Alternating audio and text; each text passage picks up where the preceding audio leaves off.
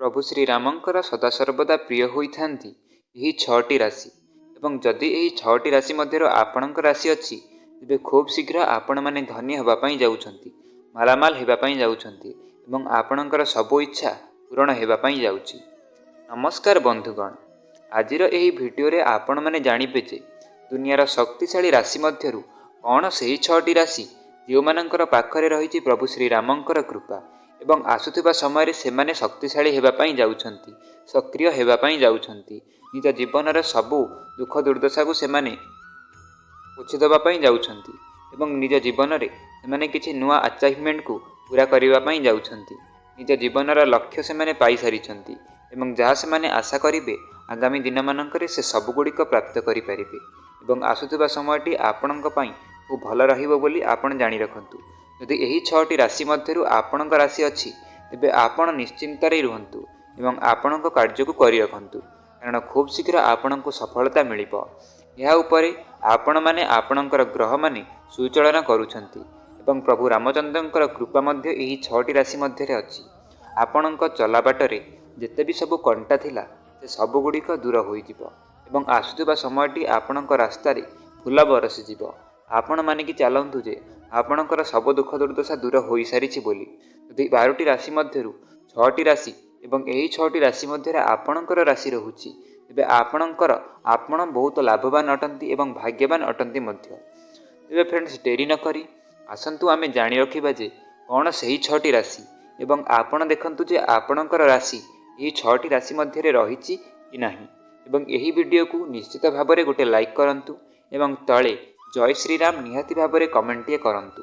तेबे बंधुगण, आसंतु आमे जानि रखिबा जे सेही 6टी राशि गुड़िक कौन कौन एवं आपण देखंतु जे आपणक एही 6टी राशि मध्य आपणक राशि अछि कि नाही। बंधु माने नंबर 1 रे जो राशि रहुछि ताहा हेउछि वृष राशि।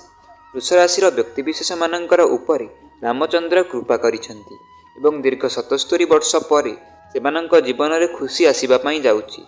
सेमाने आगको सक्रिय हेबापाई जाउछंती एवं निज जीवन में जहाँ भी किछि अधूरा काम करथिले से सबको पूरा करिदेबे एवं निज जीवन में सब प्रकार दुख असुविधा को दूर करिदेबे। ग्रह माने सेमानंकर उपरे सुचलन करुछंती।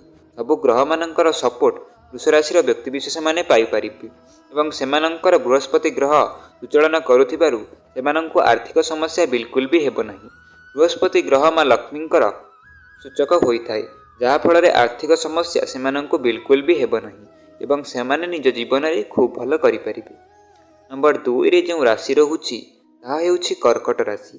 कर्कट राशि व्यक्तिविशेष माने वृष राशिंक परि निहाती भाव में आर्थिक समस्या सेमाने सम्मुखीन हेबे नाही एवं निज पाठ पढ़ा निज क्यारियर रे सेमाने अधिक फोकस करबाको लागिबे एवं निजर क्यारियर सेमाने एमिति किछि कार्य करिबे जहाँ फल सेमानंकर आर्थिक समस्या हेबो नाही।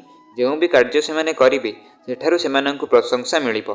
निज काम द्वारा निज परिवार एवं निज समाजरु सेमानंकु अधिक किछि लाभ मिलि परिबो बा प्रशंसा मिलि परिबो। आहुरी मध्य सेमाने निज जीवन में बड़ बड़ कार्य को सहजरे करिपारिबे एवं सेमाने आगको आसुथिबा समय निहाती भाव में निज जीवन में उन्नति करबा पई लागिबे। नंबर 3 रे जो राशि रहुछि ताहा हेउछि सिंह राशि।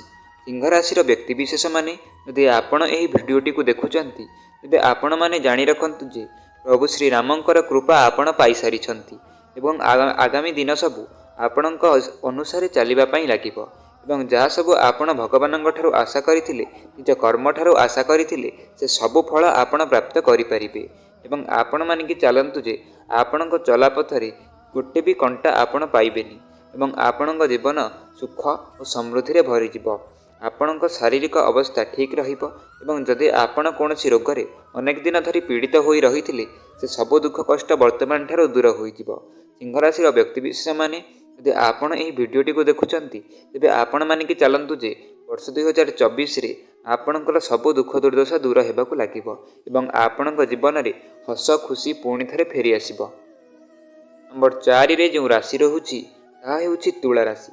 तुला राशि व्यक्तिविशेष माने सिंह राशि व्यक्तिविशेष मानकर परि निज क्यारियर रे अधिक चिंता करिबे एवं सेमाने निज कार्य रे यदि सफलता अनेक दिन रो पाउ नथिले, सेमाने यदि बेकार थिले, चाकरी पाउ नथिले, विवाह होई पारु नथिला, एही सब चिंता देई सेमाने गति करुथिले ତେବେ ସେମାନଙ୍କୁ କହି ରଖେ ଯେ ଯଦି ଆପଣ ତୁଳାରାଶିର ବ୍ୟକ୍ତି ଅଟନ୍ତି ଶ୍ରୀରାମଙ୍କର କୃପା ଆପଣ ପାଇସାରିଛନ୍ତି ଏବଂ ଖୁବ୍ ଅଳ୍ପ ଦିନ ମଧ୍ୟରେ ଏସବୁ ସମସ୍ୟା ଆପଣଙ୍କ ଠାରୁ ଦୂରେଇ ଯିବ ଏବଂ ଆପଣଙ୍କର ରାସ୍ତାରେ କିଛି ବି ସମସ୍ୟା ଦେଖାଯିବ ନାହିଁ।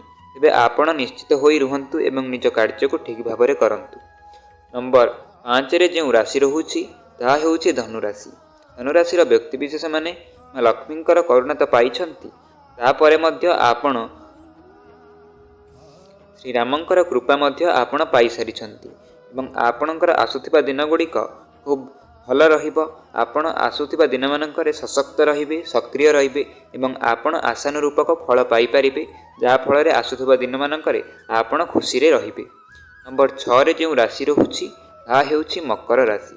ମକର ରାଶିର ବ୍ୟକ୍ତିବିଶେଷମାନେ ମଧ୍ୟ ଅନ୍ୟ ରାଶିମାନଙ୍କର ପରି ସେମାନେ ନିଜ ଜୀବନରେ ଖୁସି ଦେଖିବା ପାଇଁ ପାଇବେ ଏବଂ ସେମାନେ ନିଜ ପରିବାରରେ, ନିଜ ସମାଜରେ ପ୍ରଶଂସିତ ହେବେ ଏବଂ ନିଜ କାର୍ଯ୍ୟ ସଂସ୍ଥାରୁ ଅଧିକ କିଛି ଲାଭ କରିପାରିବେ। ମକର ରାଶିର ବ୍ୟକ୍ତିବିଶେଷମାନେ ଯଦି କୌଣସି ପାର୍ଟି ପଲିଟିକ୍ସରେ ମନ ଦେଇଥିଲେ ତେବେ ସେଠାରୁ ମଧ୍ୟ ସଫଳତା ପାଇପାରିବେ।